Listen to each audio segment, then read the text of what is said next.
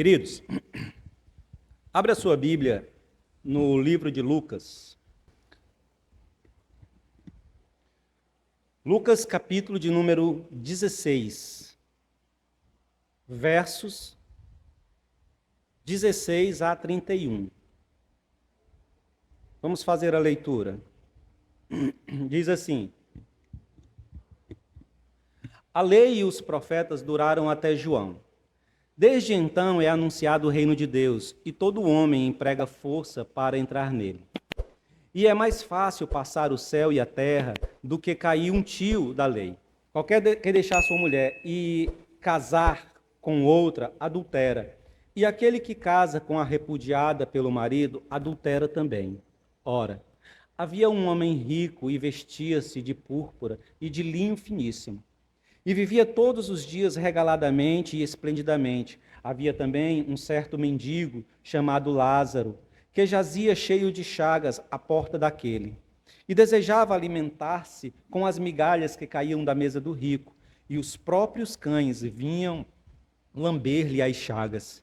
E aconteceu que o mendigo morreu, e foi levado pelos anjos para o seio de Abraão.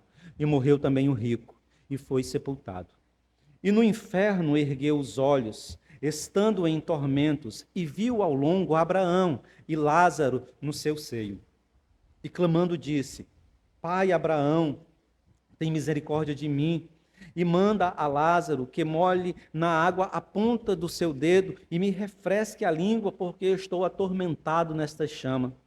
Disse, porém, Abraão: Filho, lembra-te que recebestes os teus bens em tua vida, e Lázaro somente males, e agora este é consolado e tu atormentado. E além disso, está posto um grande abismo entre nós e vós, de sorte que os que quisessem passar daqui para vós não poderiam, nem tampouco os que de lá passa para cá. E disse ele: Rogo-te, pois, ó Pai, que o mandes à casa de meus pais, pois tenho 5 irmãos, para que lhes dê testemunho, a fim de que não venham também para este lugar. E disse-lhe Abraão: Tem Moisés e os profetas, ouçam-nos. E disse-lhe ele: Não, pai Abraão, mas se algum dentre os mortos fosse ter com ele, arrepender-se-iam. Porém, Abraão lhes disse: Se não ouvem a Moisés e aos profetas, tampouco acreditarão, ainda que um dos mortos ressuscitasse. Vamos ter uma palavra de oração? Senhor, em nome de Jesus, eu, mais uma vez, me ponho diante do Senhor e perante a Tua igreja para apresentar, ó Deus, uma exposição, Senhor, de Tua palavra. Trago, Senhor, diante da comunidade, ó Deus, reflexões e proposições que foram pensadas, refletidas, ó Deus, e peço o Teu Espírito, Senhor, que de forma extraordinária e sobrenatural aplique, ó Deus, as verdades de Tua palavra, fazendo-nos entender, ó Deus, as coisas que o Senhor, ó Deus, tem proposto para nós através desse texto. Deus, que as proposições aqui apresentadas, os discursos, ó Deus, organizados em palavras, em frases, ó Deus, sejam ungidos pelo Teu Espírito, a fim de que haja, Senhor, na nossa alma, no nosso coração, um efeito de profunda reflexão, um efeito, ó Deus, de profundo pesar, ó Deus, sobre as nossas ações e condutas, e possamos, a partir, ó Deus, de uma reflexão, a partir, ó Deus, de um ponderamento das coisas que o Senhor nos apresenta em Tua palavra, traçarmos um curso diferente na nossa caminhada, na nossa vida. Estabelecermos, ó Deus, sobre o nosso coração e sobre a nossa mente, um anseio profundo de arrependimento, de reparo. Senhor, em Cristo Jesus, ajuda-nos, ó Pai, a mudar as posturas do nosso coração e a ajustá-lo ao caráter, aos desejos e à vida de Teu Filho Jesus. Te pedimos isso em Cristo Jesus. Amém. Bem, irmãos, queridos, essa é a última sessão do capítulo 16 de Lucas. E, logicamente, ela continua seguindo essa última sessão, ela continua, de forma lógica, ela continua seguindo o mesmo curso de abordagem de um tema central que está expresso no capítulo 16. Tema esse que nós já vemos tratando e abordando desde o início, quando começamos a falar do capítulo 16. E que tema é esse que está centrado no capítulo 16, que é o foco de todo o capítulo? É o tema do confronto que Jesus está fazendo a infidelidade que os homens possuem na sua relação para com Deus.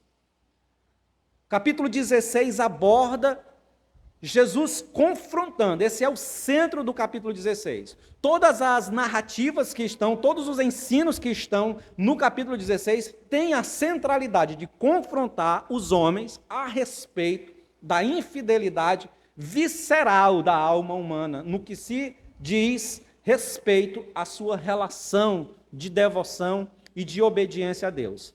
E aí Lucas estabelece esse confronto de Jesus sobre a infidelidade usando 3 aspectos básicos da vida humana. E quais seriam esses 3 aspectos básicos? O primeiro é a infidelidade no que se diz a mordomia. Então Jesus começa a confrontar os homens, os religiosos de seu tempo, acerca de uma infidelidade na mordomia. E como é que Lucas apresenta Jesus fazendo esse confronto?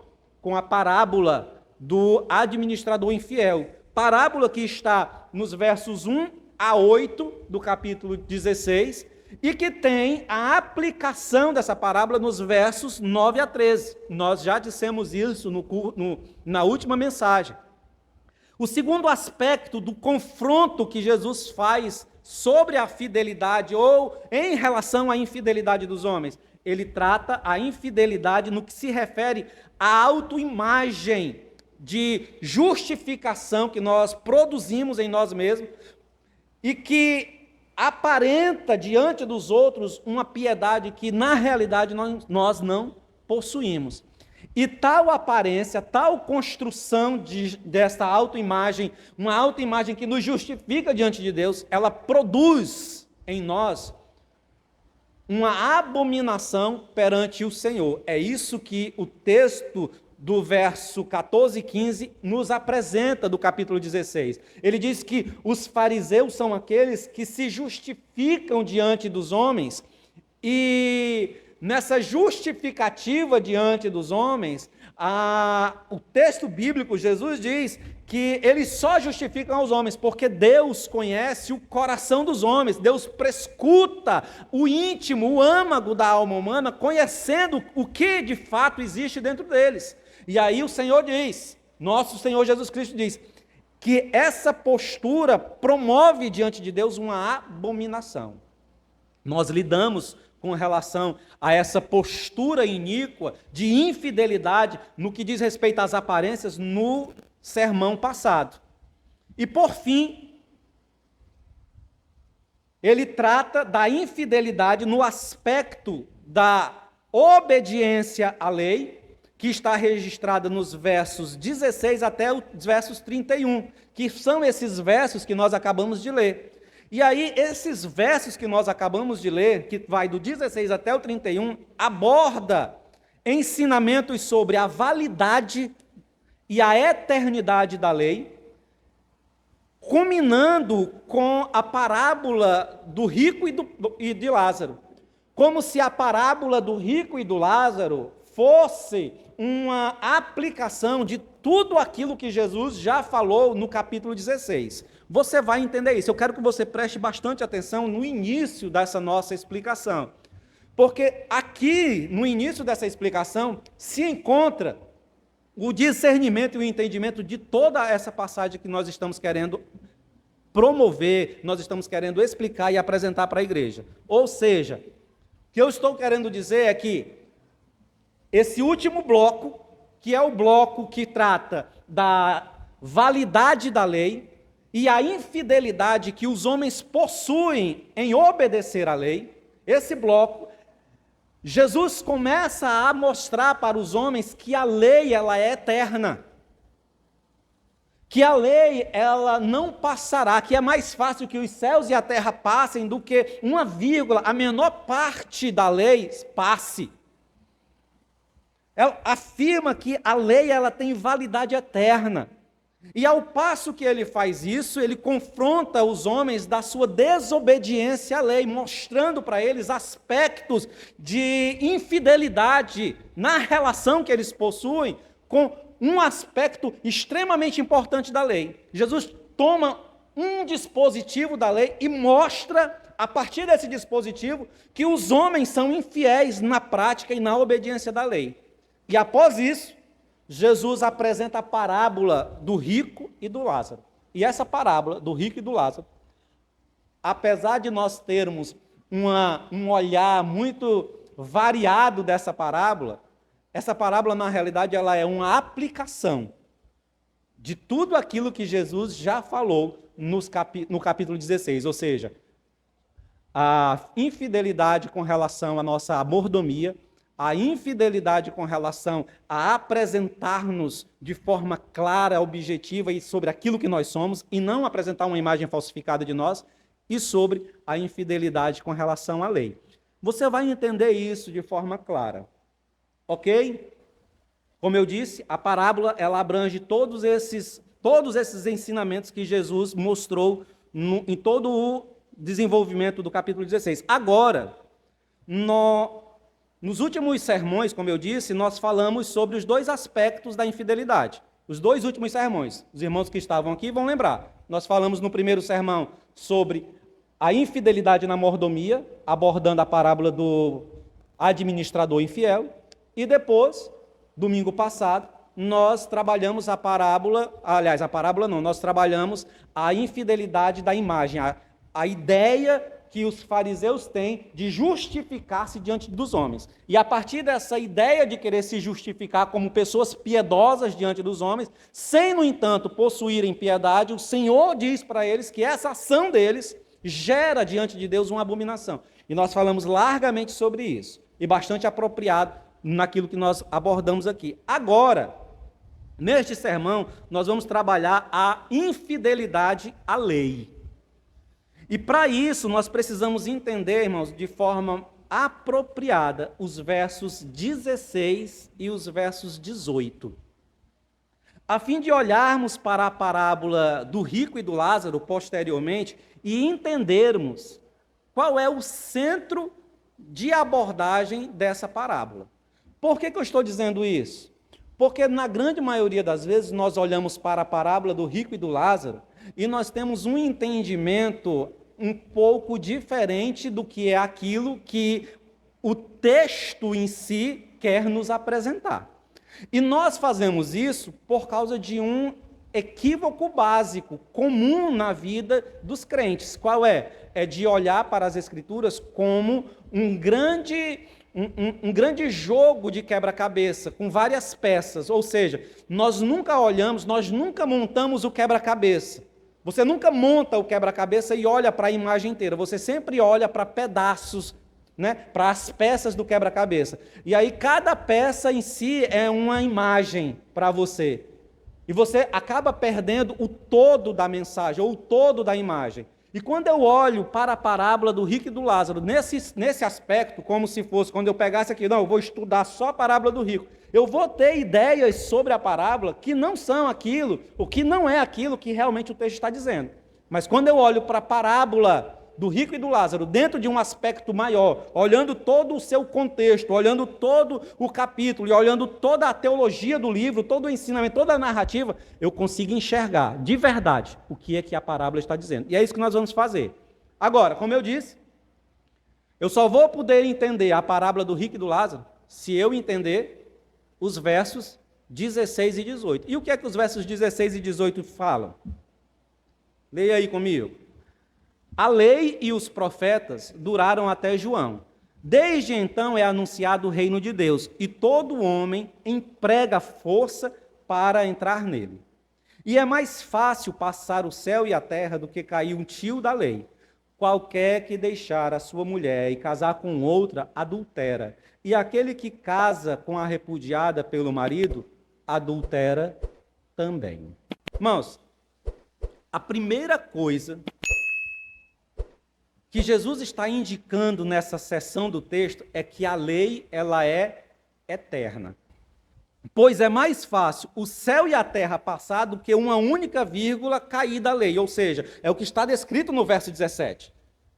Jesus está dizendo, olha, a lei e os profetas, eles falaram, eles profetizaram até João. De João para cá, agora se pronuncia o evangelho, o reino de Deus. Algumas pessoas entendem que Jesus está pondo um ponto final na vigência da lei, mas não é isso. O que João está dizendo é que o entendimento, a interpretação que as pessoas tinham da lei até João era uma interpretação do Velho Testamento. Agora está sendo proclamado o reino de Deus. E aí Jesus passa a explicar, passa a afirmar que a lei, ela é eterna. Ela diz, passarão os céus e a terra, mas a lei permanecerá. O caráter de vigência, de permanência da lei é afirmado por Cristo. Então, o entendimento correto aqui, a primeira coisa que nós precisamos entender, que o entendimento dessa passagem, a primeira coisa é que Jesus está afirmando a validade da lei, que Jesus está chancelando a eternidade da lei. A lei, ela não passa. Como algumas pessoas costumam afirmar que a lei ou o Antigo Testamento passou, agora nós vivemos na vigência do Novo Testamento. Nós vivemos agora, o Velho Testamento caducou, agora o que vale é o Novo Testamento. Não, Jesus, aquele que está no limiar entre o Antigo e o Novo Testamento, aquele que faz praticamente a divisão dos testamentos, é o que afirma a validade da lei para posterior, ou para após a sua vinda. Deu para segurar isso aí? Deu para entender isso aí? A primeira coisa, o primeiro ensinamento, a lei é eterna. Ela permanece. Ela não foi abolida. Os dispositivos da lei permanecem para serem obedecidos nos dias de hoje, nos dias da igreja primitiva, nos dias da igreja do Novo Testamento e posteriormente para a igreja que surgiu e que se desenvolveu a partir dali. Amém, irmãos? Então repita comigo, a lei, ela é permanente, ela permanece. A sua vigência está aí. Eu preciso e você precisa, nós precisamos estar obedientes aos dispositivos morais da lei. Amém? A primeira coisa, como eu disse, é que a lei, ela é vigente. Jesus, então, força esse entendimento da validade eterna da lei, apresentando o tema do casamento e do divórcio. Presta atenção, olha só o que é que Jesus faz. Primeiro, Jesus faz a afirmação de que a lei é eterna. Depois dele fazer a afirmação de que a lei é eterna, preste atenção, que Jesus está fazendo o quê? Ele está querendo fazer um confronto sobre a infidelidade dos líderes religiosos com relação à lei. Está lembrado? O foco desse nosso discurso nessa sessão é a infidelidade com relação à lei. Então, a primeira coisa que Jesus faz é estabelecer que a lei ela é eterna, que a lei ela não passa, que é mais fácil que o céu e a terra, a natureza, tudo que Deus criou passe, do que a sua palavra eterna passar ou cair. Então Jesus faz esse estabelecimento. Agora, Jesus toma um dispositivo da lei, que é o dispositivo do casamento, da união, e apresenta para os líderes religiosos o confronto do seu equívoco, do equívoco dos líderes religiosos. Preste atenção, Jesus primeiro apresenta o entendimento correto sobre o casamento e em seguida condena a habilidade. Preste atenção, Jesus apresenta o conceito correto do casamento e depois condena a habilidade ímpia que os homens têm de justificar a sua infidelidade pela lei. Eu quero que você leia de novo os versos 17. Ele diz: e é mais fácil passar o céu e a terra do que um tio da lei passar. Esse é o verso 17. O verso 18 diz: qualquer que deixar a sua mulher e casar com outra, adultera. Primeiro Jesus faz o quê? Ele apresenta a eternidade e a validade da lei. Depois disso, ele apresenta o conceito correto da lei com relação ao casamento. Ele diz: o casamento ele é eterno. Assim como a lei é eterna, o casamento ele é eterno. A união entre o homem e a mulher é uma união duradoura, estabelecida por Deus. E ele diz: quem se separa, se divorcia e casa com outra, adultera.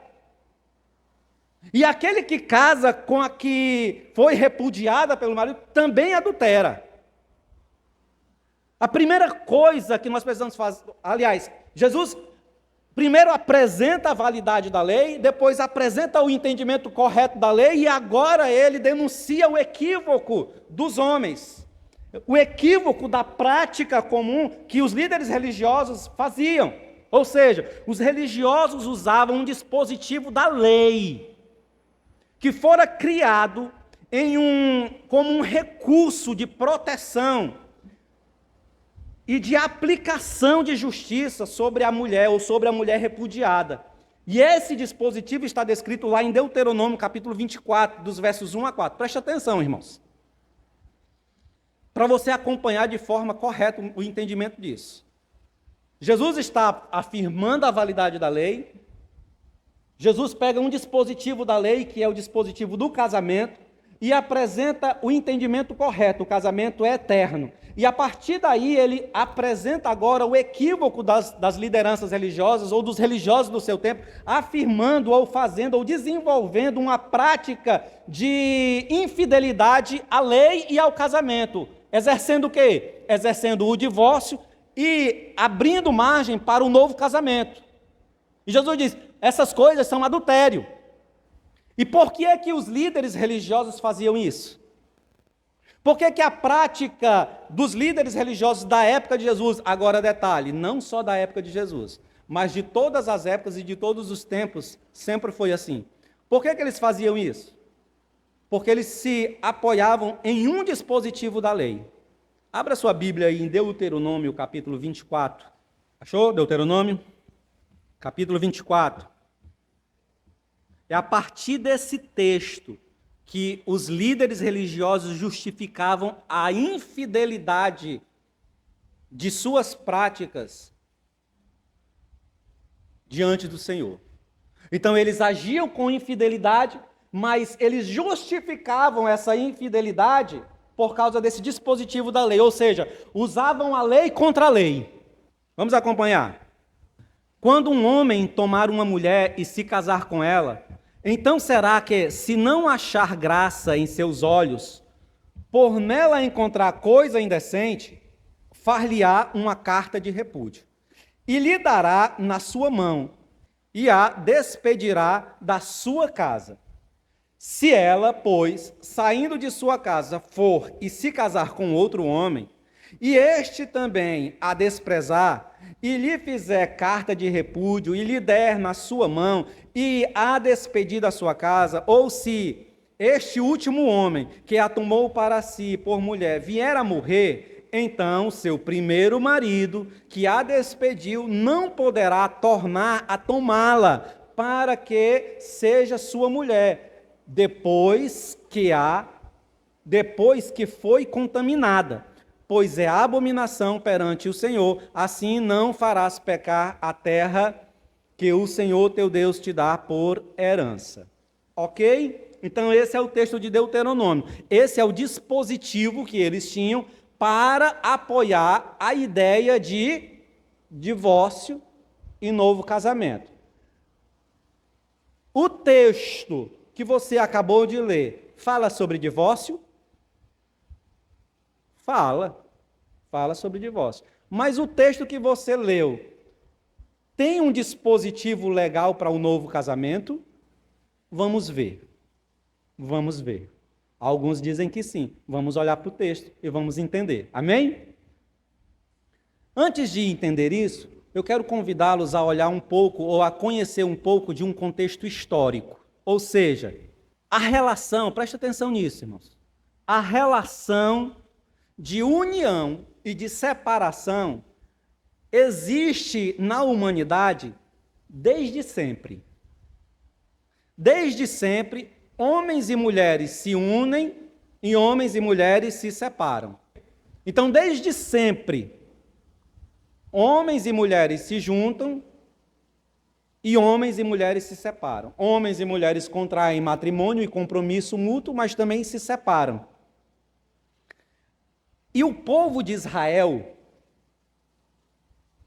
viveu cativo no Egito por mais de 400 anos. E desenvolveu e se tornou uma nação ali naquele lugar, absorvendo e desenvolvendo as mesmas práticas que qualquer outro povo exercia. Ou seja, Israel tinha a prática comum de ter mais de duas mulheres. Nós lemos hoje o texto de Deuteronômio, onde o Senhor faz uma referência àquela casa, àquela família, onde o homem tenha duas mulheres. Porque essa era uma prática comum daquele período entre as nações, e Israel, não diferente das muitas nações, vivenciava essa realidade. Agora o Senhor está fazendo o quê? O Senhor está agora colocando um dispositivo sobre aquelas práticas que não eram descritas numa lei. O Senhor agora está ordenando algumas coisas naquela prática perversa que os homens exerciam. Já era algo vivenciado, o Senhor agora só está ajustando com a sua palavra, com a sua lei. Está dando para entender? Está acompanhando o raciocínio? Ok. Quando o povo de Israel sai do Egito, Deus estabelece leis, irmãos. Leis em praticamente 3 níveis. Nível da moralidade, nível de espiritualidade e nível civil. Ou seja, eram leis que o indivíduo precisava ter para a sua moral particular, eram leis que tratavam da sua espiritualidade, da sua relação com o eterno, e eram leis civis que tratavam da sua relação na sociedade, ok? Então Deus estabelece essas leis quando eles saem do Egito. Êxodo é a expressão do estabelecimento dessas leis, e Deuteronômio é a repetição dessas leis para a nova geração que vai entrar na terra prometida. Amém? Ok. Então, a lei do divórcio tinha como propósito que essa lei que está aqui descrita em Deuteronômio, que dá o direito ao divórcio, esse divórcio ele tinha o propósito de garantir para a mulher que foi desposada por um homem e depois ela foi repudiada por esse homem, dava a essa mulher um documento este que garantia para essa mulher repudiada, primeiro, a liberdade. E aí você precisa entender, por quê? Porque a mulher, na antiguidade, ela era tida como propriedade do homem. Ela era mais uma coisa do que um ser. Então, ela era contada dentre as posses do homem. Ela era de posse daquele homem. Para você ter ideia, preste atenção nisso, para você ter entendimento correto. Quando um homem ia contrair matrimônio com uma mulher, ele ia na casa do pai dessa mulher, com um documento e fixava um preço pela mulher. E por que ele fazia isso? Porque na antiguidade a mulher ela era tida como ela não produziria, ela não tinha a força de um homem e ela não poderia ir para o campo e produzir como um filho. Então o pai tinha que sustentar, e aquele sustento que o pai dava era um gasto. Está dando para entender? Então, quando um homem tomava uma mulher por esposa, fazia-se um contrato entre o marido ou aquele que desejava casar e o pai, a fim de que o homem assumiria agora a responsabilidade de manter aquela mulher. A responsabilidade saía do pai e era dada ao homem, que assumia agora aquela mulher. E, detalhe, o homem tinha que ressarcir o pai pelos anos em que ele sustentou a filha. Por isso que se dava o dote. Então o homem levava... Irmãos, ó, presta atenção. Jacó serviu 7 anos a Labão por sua mulher. Sim ou não? Então havia um dote para ser dado. Agora presta atenção. Esse comprometimento com o dote com a mulher foi dado, pagou. O homem assumia a responsabilidade de quê? De sustentar essa mulher. Só que após ele levar essa mulher para casa, contrair matrimônio com ela, ele agora queria se divorciar. Sim? Para ele se divorciar, o que é que ele tinha que fazer? Devolver a mulher para o seu pai. E para devolver a mulher para o seu pai, ele tinha que fazer o quê? Prover para aquela mulher o seu sustento. Então, o documento era para dar liberdade àquela mulher, dizendo assim, ela não é mais minha propriedade. Ela não faz mais parte dos meus bens. E eu tenho que dar para ela uma quantia, um valor que ela possa voltar em segurança para o pai dela, para a casa dos pais, e que ela possa sobreviver. Então, esse documento que é estabelecido para o divórcio tinha essa perspectiva, a perspectiva de prover para a mulher uma justiça por causa da ação iníqua do homem, de tirar a mulher da casa do pai e depois devolvê-la. Está dando para entender, irmãos? Então, essa é a ideia. Agora, eu quero que você preste atenção se existe aqui, nesse dispositivo que nós acabamos de ler, alguma permissão para um novo matrimônio. Eu quero que você entenda isso. Nós acabamos de falar que na lei está lá o divórcio. Existe esse dispositivo, dando a permissão da mulher sair da casa do homem e ir para a sua casa, voltar para a casa do seu pai. Ela não mais pertence aos bens do homem, certo? Mas a pergunta é, existe uma legitimidade para um novo matrimônio? Vamos ver. Quero que você leia de novo comigo. Verso 1 do capítulo 24. Quando o homem toma uma mulher e se casa com ela, então será que, se não achar graça em seus olhos, por nela encontrar coisa indecente, far-lhe-á uma carta de repúdio, e lhe dará em sua mão, e a despedirá da sua casa. Bem, o homem despediu a mulher da sua casa. Aí o verso 2. Se ela, pois, saindo da sua casa, ou seja, de que casa ela está saindo agora? Da casa, não, da casa do marido não, da casa dos pais. O homem já entregou a carta de repúdio e já conduziu ela para a sua casa. Ou seja, já conduziu ela para fora da sua casa. Então ela já não mais está sobre a posse e sobre a casa do homem. Ela foi conduzida para a casa do seu pai.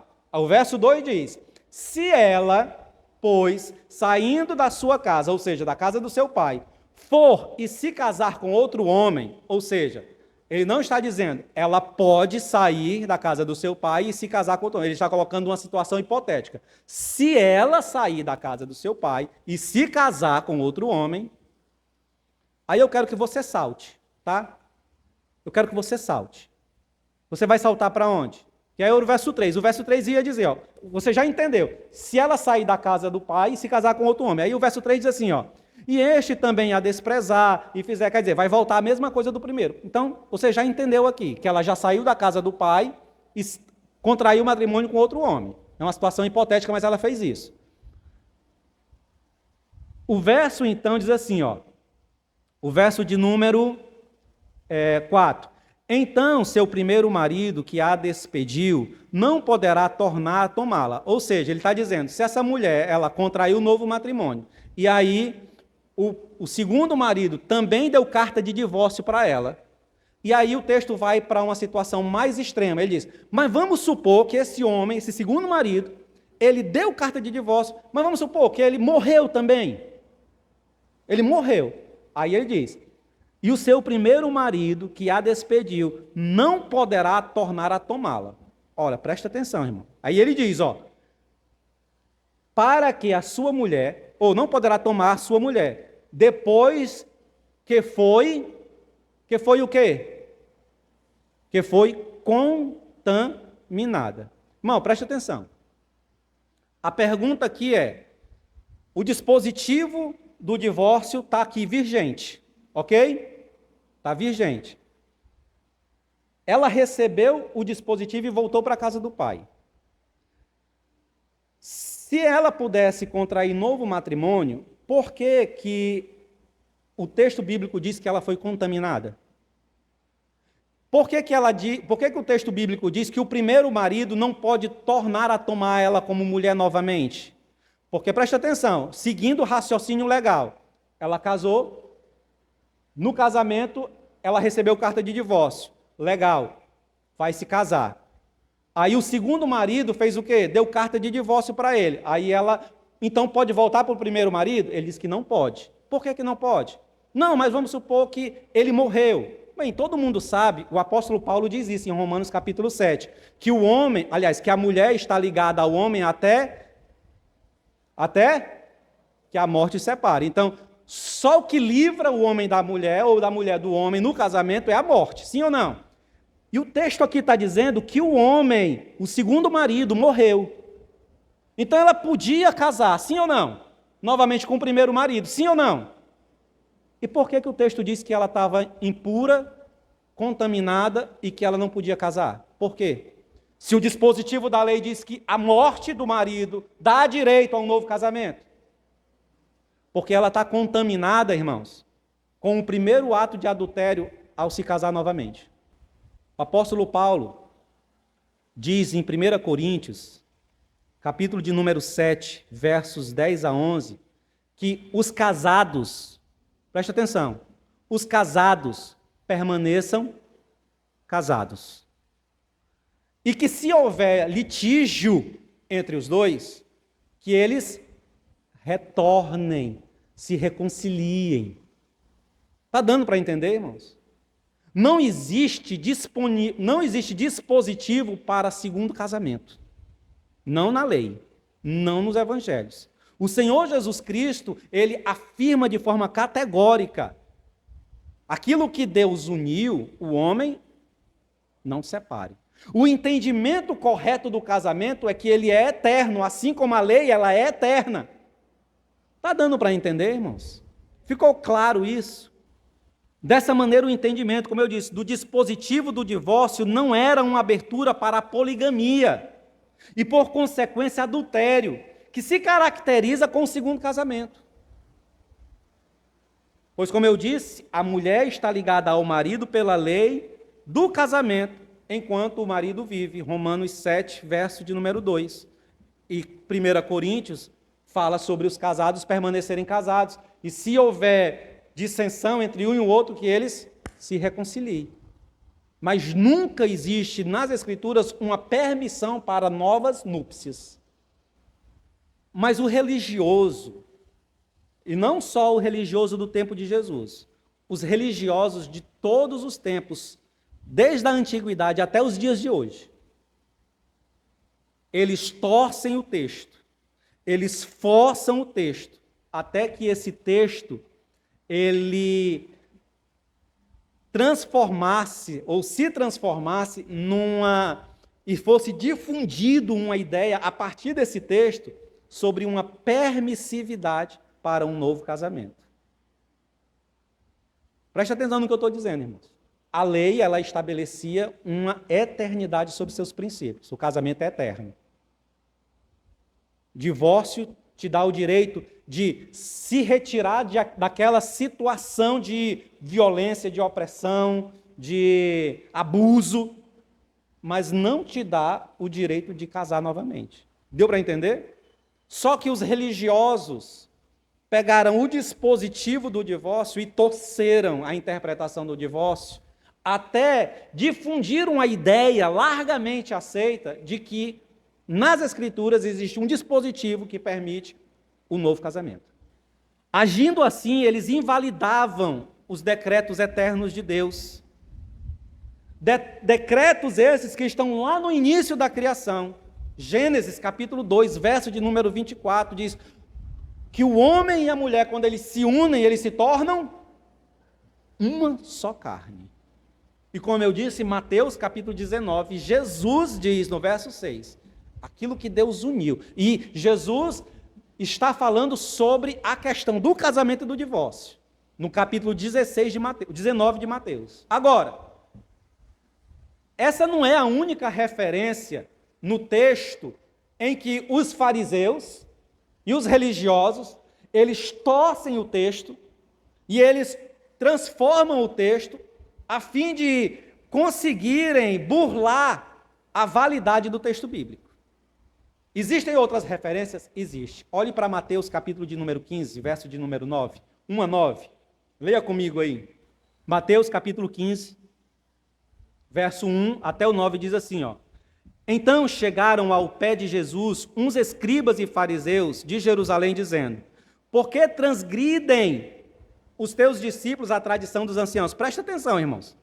Os fariseus estão questionando Jesus porque os seus discípulos transgridem a lei. Aí qual é a transgressão que os discípulos estão fazendo? Qual é a acusação que eles levam? Então, chegando a Jesus, os fariseus dizendo: por que transgridem os teus discípulos a tradição dos anciãos? Pois não lavam as mãos quando comem pão. Ele, porém, respondendo, disse-lhe: por que transgredis vós também o mandamento de Deus pela vossa tradição? Presta atenção, irmãos. A acusação dos religiosos é: por que teus discípulos transgridem a tradição dos anciãos? Jesus olha para ele e diz assim, ó, e por que vocês transgridem a lei de Deus pelas vossas tradições? Por que vocês torcem a lei de Deus para justificar a tradição ímpia de vocês? Preste atenção no que ele diz. Por que transgredis vós também o mandamento de Deus pela vossa tradição? Porque Deus ordenou dizendo: honra teu pai e a tua mãe. Irmãos, isso aqui é um dispositivo do decálogo. Entre os 10 mandamentos, se existe mandamento que não pode ser revogado, que não pode ser retirado das Escrituras, é os 10 mandamentos. E dentre os 10 mandamentos está lá: honra teu pai e tua mãe, para que te se prolongue os dias sobre a terra. Então, a tradição dos religiosos daquele tempo disse o seguinte: se você disser para o seu pai e para a sua mãe o que você pode aproveitar de mim, eu estou ofertando no templo, essa pessoa que vai pegar aquilo que ele poderia dar ao pai, o sustento que ele poderia dar ao pai e à mãe, na velhice, numa necessidade do pai e da mãe, ele vai pegar esse recurso e ele vai ofertar no templo. Esse indivíduo que faz isso, ele não precisa honrar pai e mãe. Ou seja, a tradição dos anciãos estava invalidando a lei. Você leu isso aí? Está no texto ou não está? Vá para Mateus, capítulo de número 23, verso de número 16, diz assim, ó: ai de vós, condutores cegos, pois que dizeis qualquer que jurar pelo templo? Olha só, a tradição deles: qualquer que jurar pelo templo, isso nada é. Mas o que jurar pelo ouro do templo, esse é devedor. Insensatos, cegos, qual, pois, é o maior, o ouro ou o templo que santifica o ouro? E aquele que jura pelo altar, isso nada é. Mas aquele que jura pela oferta que está no altar, este é devedor. Insensatos e cegos, pois qual é maior, a oferta que está no altar ou o altar que santifica a oferta? Portanto, o que jura pelo altar, jura por ele e por tudo que está sobre o altar. E o que jura pelo templo, jura por ele e por tudo aquele que nele habita. E o que jura pelo céu, jura pelo trono de Deus e por aquele que nele se assenta. Ai de vós, escribas, fariseus, hipócritas, pois dizimais o hortelã, o endro e o cominho, e desprezais as coisas importantes da lei, o juízo, a misericórdia e a fé. Deveis, porém, fazer estas coisas e não omitir aquelas. Irmão, preste atenção. Jesus está condenando a habilidade ímpia dos religiosos de modular a lei ao seu próprio prazer.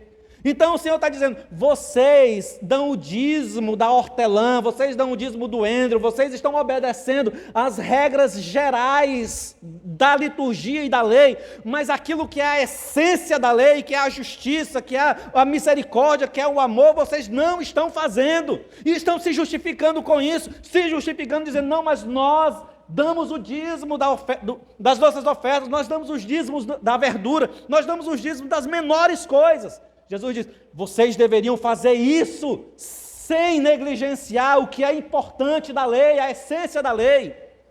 Então, havia uma prática comum entre os religiosos de modular a lei para responder às suas necessidades e desejos, de forçar o texto até que ele atendesse às demandas mais perversas da alma humana. Dito essas coisas, irmãos, claramente os versos 17 e os versos 18, que tratam do divórcio, aborda o tema do divórcio com a clareza de uma indicação que os religiosos daquele tempo de Jesus não estavam percebendo, não estavam ponderando que a lei, ela não pode ser alterada, sequer uma vírgula, para atender às necessidades e os desejos da alma humana.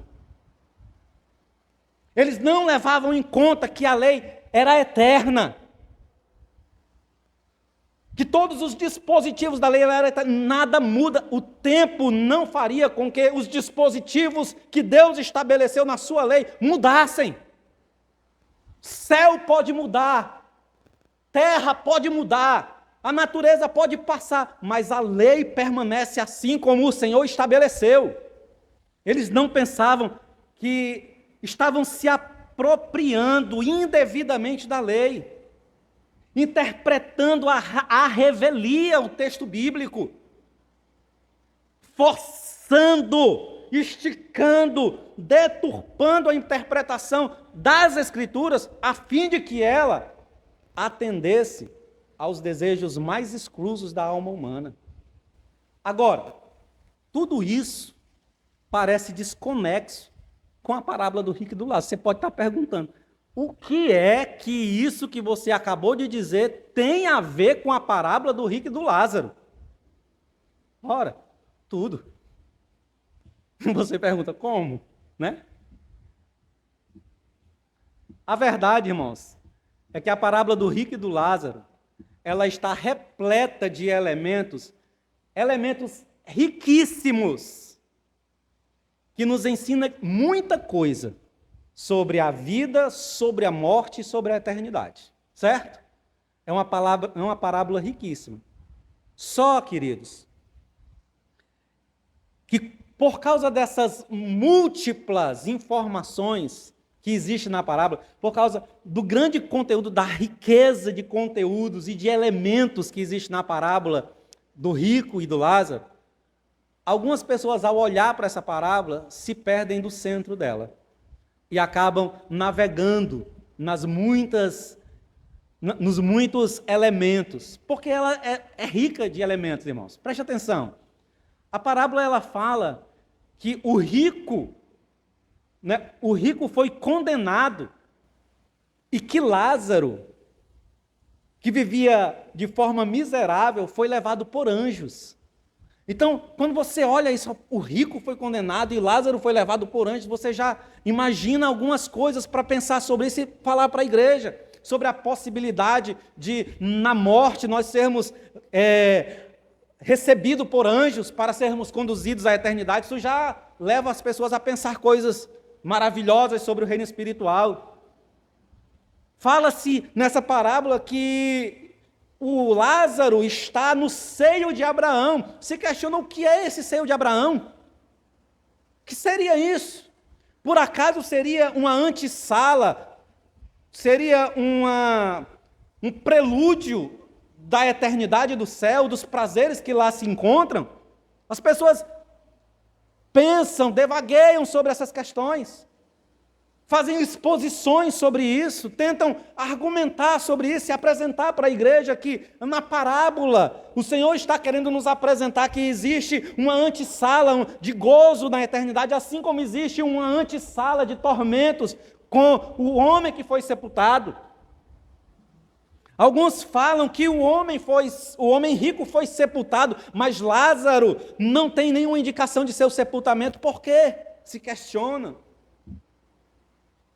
Se questiona se o lugar de tormento onde eles se encontram e o lugar de delícias aonde Lázaro se encontra são paralelos, divididos apenas por um abismo, onde aquele que está aqui pode levantar os olhos e ver aquele que está sofrendo, assim como aquele que está sofrendo pode olhar para cá e ver aquele que está em gozo, e se discute sobre isso, tentando trazer uma explicação para a igreja sobre o reino espiritual.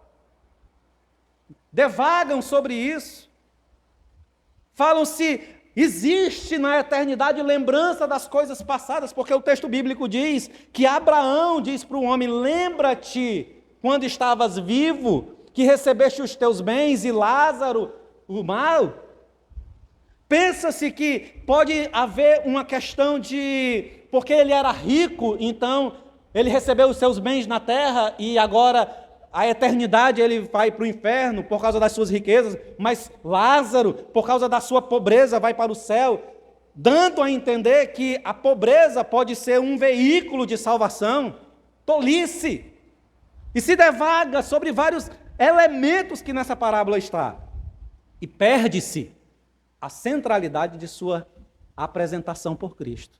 Esquecem-se que uma parábola, é um estilo literário, ou seja, nem todos os elementos que estão presentes na parábola precisam necessariamente ter uma interpretação. Às vezes elas são apenas conteúdo para apresentar o cerne de toda uma questão. Essa parábola do rico e do Lázaro, Jesus se utiliza de elementos comuns dentro da cultura de Israel. Dentro da cultura de Israel, esses elementos do rico, do pobre, esses elementos do seio de Abraão, esses elementos do sepultamento, de um lugar de tormento, de um lugar, já eram vividos, já eram experimentados, já eram comuns. O Senhor pega apenas o entendimento que se tinha e apresenta uma parábola. E na sua parábola define com clareza uma aplicação sobre tudo aquilo que ele disse anteriormente. Ou seja, os elementos da parábola do rico e do Lázaro definem uma aplicação sobre a infidelidade nos 3 níveis que Jesus apresentou no capítulo 16. Nos 3 níveis: infidelidade na mordomia, infidelidade na sua autoimagem de justiça e infidelidade na lei. Observemos isso com rapidez para a gente caminhar para o final. Primeiro, Jesus mostra que o homem rico vivia regaladamente em sua riqueza, sem fazer para si amigos eternos com o dinheiro da injustiça, contrastando, colocando em contraste com a parábola do administrador infiel, que está lá descrita nos versos 1 até os versos 13. Primeiro, ele diz assim, verso 9, perdão. Eu vos digo, fazei amigos com o dinheiro da iniquidade, a fim de que no dia em que faltar o dinheiro, este vos receba nas tendas eternas. Nós discutimos aqui largamente sobre a infidelidade com relação aos recursos, com relação ao dinheiro, com relação às riquezas, com relação aos nossos bens.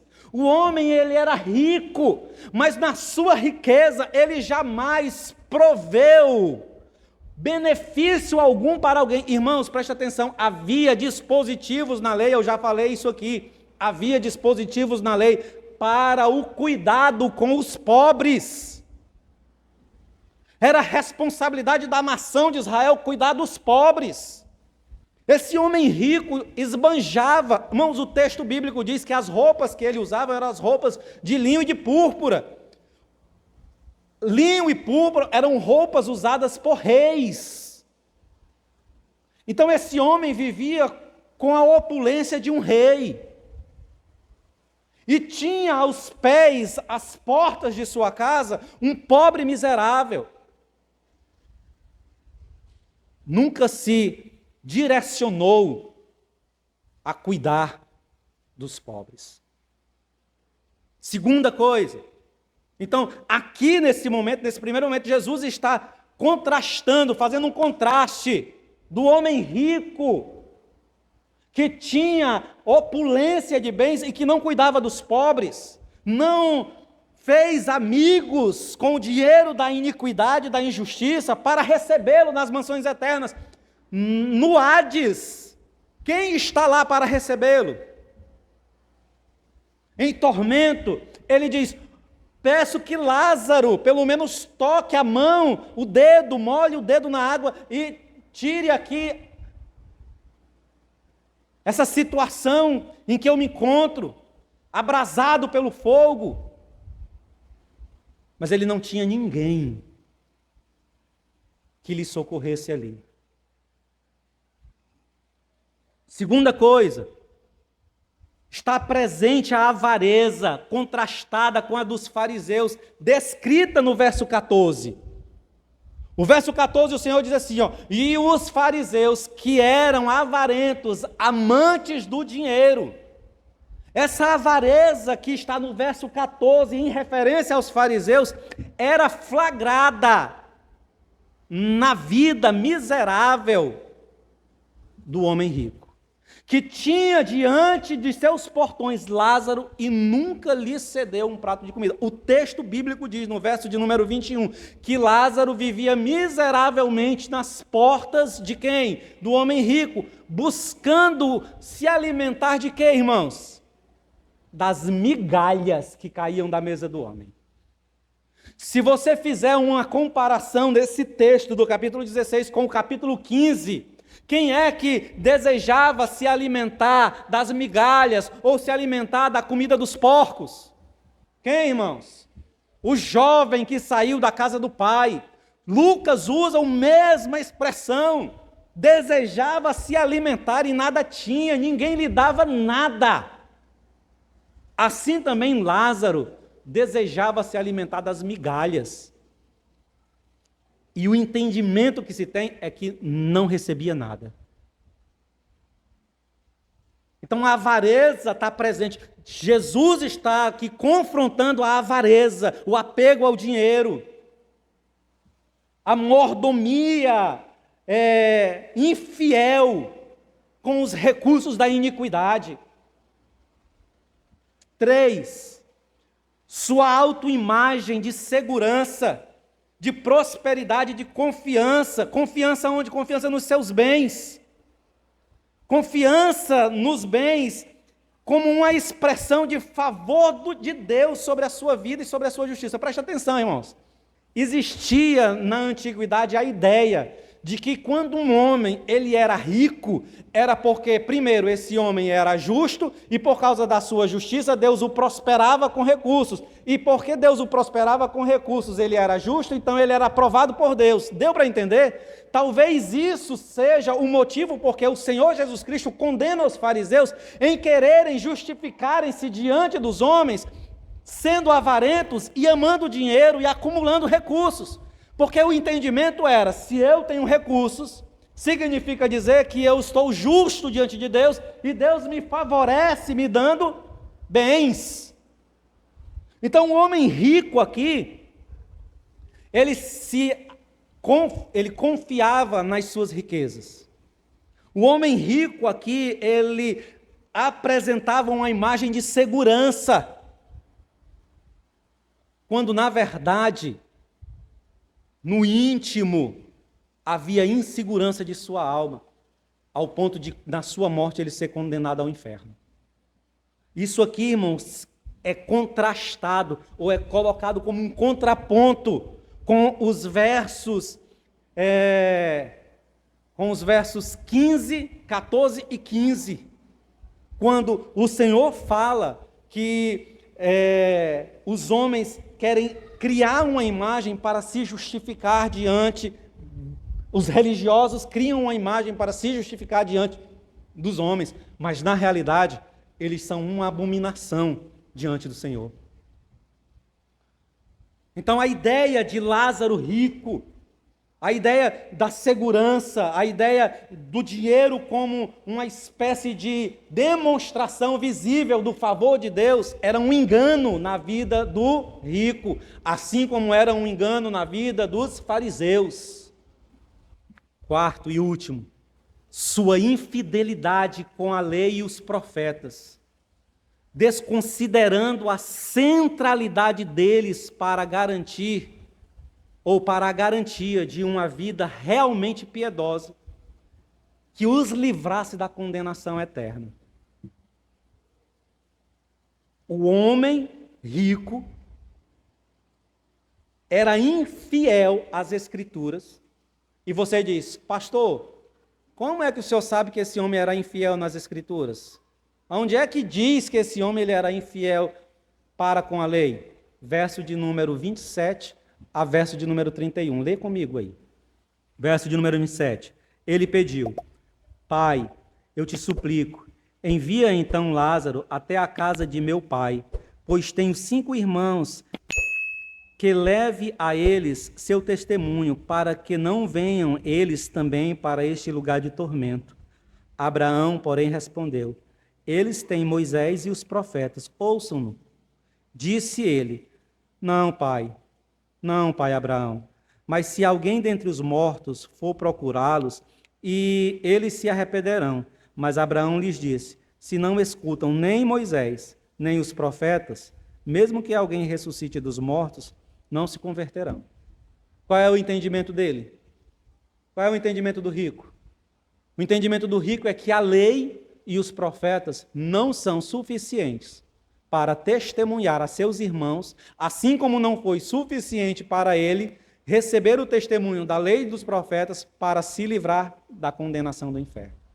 Para ele, o mais importante seria uma ação sobrenatural de um morto ressuscitado, ou de um espírito aparecendo diante dos seus irmãos. O homem rico desconsiderava a lei como o dispositivo ideal, necessário, para livrá-lo da condenação.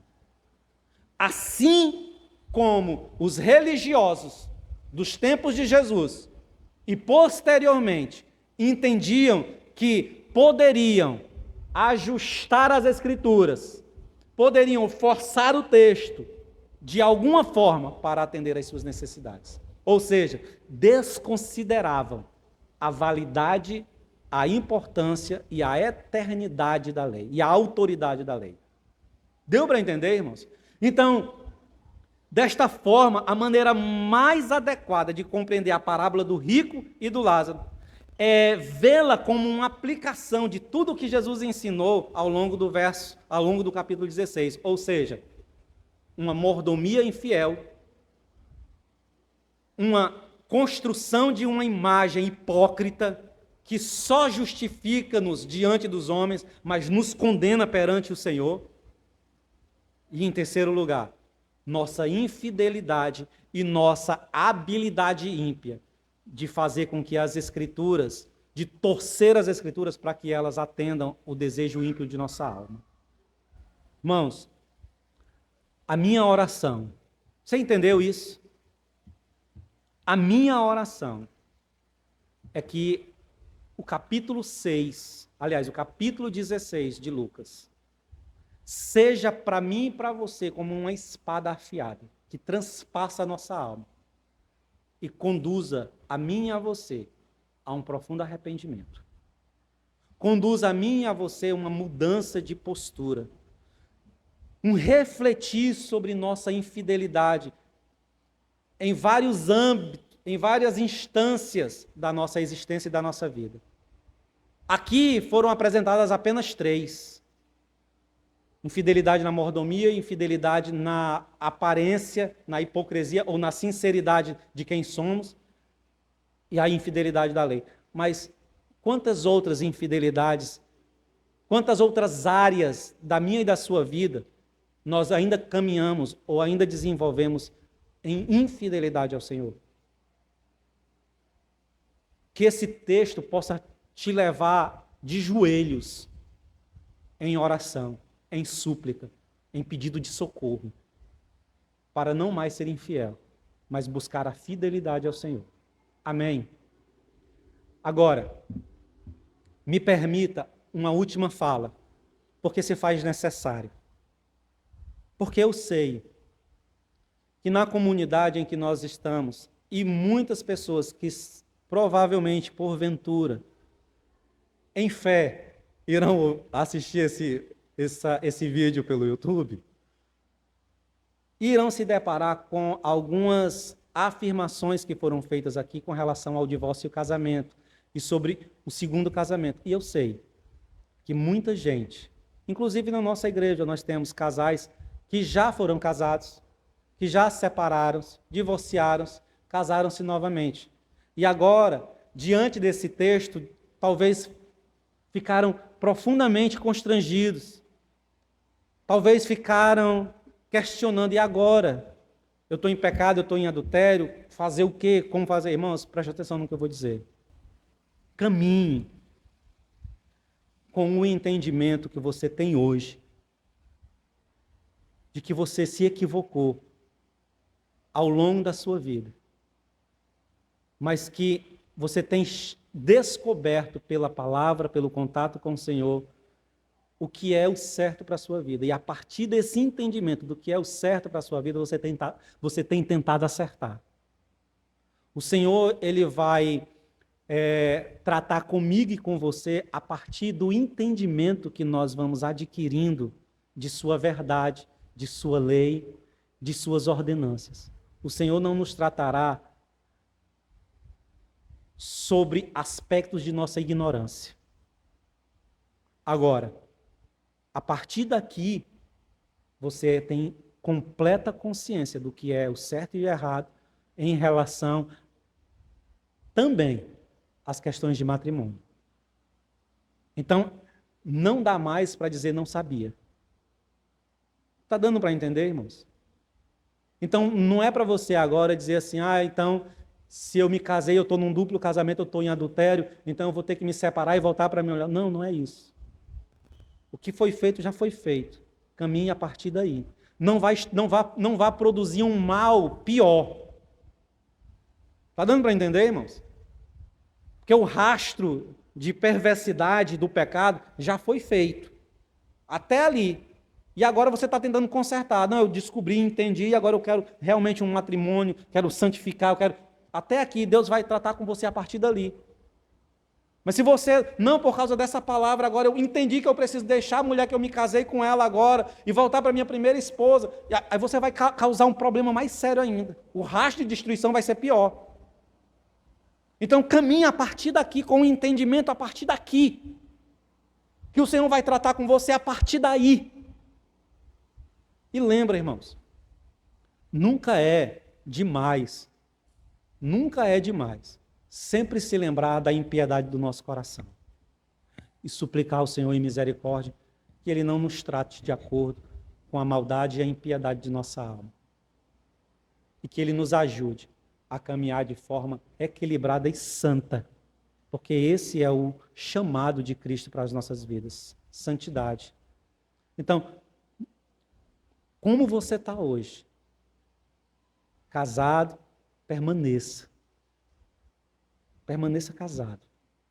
Se você estiver em conflito com a sua esposa, com o seu cônjuge, e se for preciso um tempo, se você entender que isso é o melhor e o adequado para que vocês possam minimamente acalmar todo o conflito, apartem-se. Mas o apóstolo Paulo diz, não faça isso por muito tempo, para não dar ocasião ao diabo. Depois atem-se, voltem, reparem a união e a comunhão. O apóstolo Paulo não está autorizando uma separação, um divórcio, dando a oportunidade para novo matrimônio. Então, eu tinha que finalizar com essa palavra porque eu sei que talvez algumas pessoas que aqui estão, né, ficaram, ou pessoas que possam ouvir esse texto, essa mensagem, ficar com alguma dúvida em relação a isso. Amém, irmãos? Ficou claro isso? E isso é para você entender. Isso é para você entender. Também o quão importante, o quão sagrado é o matrimônio. O quão sagrado e o quanto importante é o matrimônio. Foi algo estabelecido por Deus. O Senhor não chamou aos seus filhos para viverem uma vida fora da relação matrimonial. Uma vida de relação mútua, de unidade, fora da bênção do matrimônio. Então você que está aqui precisa ter esse entendimento. O entendimento de que o Senhor nos chamou para honrar o seu santo nome também, com a fidelidade nas nossas relações. Seja com marido, seja com esposa. De fidelidade debaixo do matrimônio. Amém, irmãos?